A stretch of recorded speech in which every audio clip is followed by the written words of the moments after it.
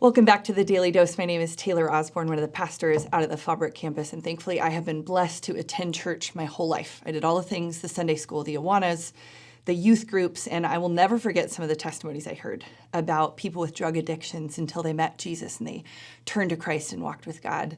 People who were criminals until they met Christ and started walking with God. People in the deep trenches. And those really beautiful stories did something very damaging to my idea of a testimony. It made me envy the story.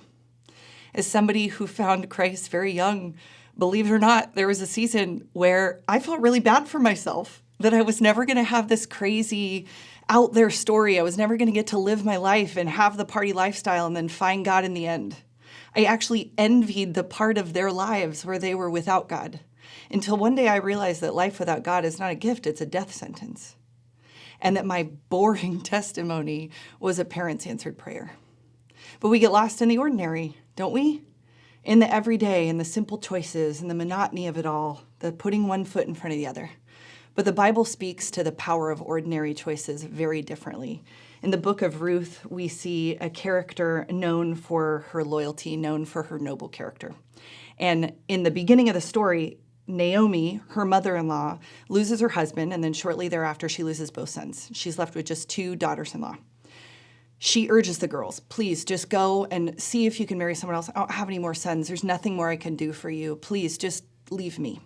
And one of the daughters, she leaves. And the other one, her name is Ruth. And we'll pick the story up in chapter 1, verse 16. This is what she says. But Ruth replied, "Don't urge me to leave you or to turn back from you. Where you go, I will go, and where you stay, I will stay. Your people will be my people, and your God, my God." Ruth's act of loyalty would later lead her to meet one of Naomi's family members who would take her to be his wife. And at the end of the story, Ruth gives birth to a baby boy.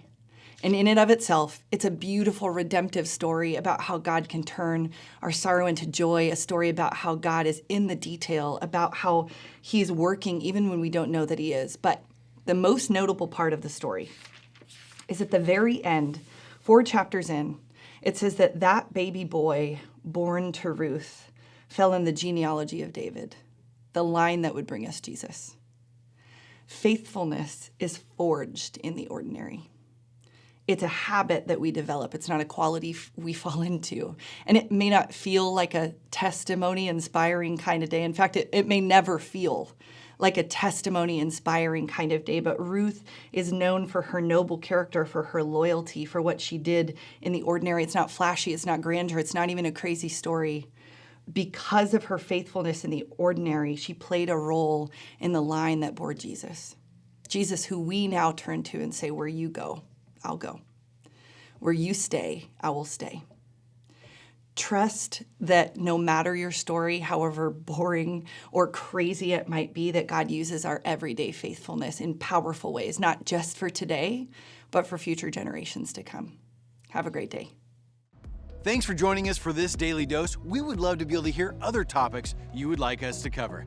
Put them in the comments below. And remember, like and subscribe.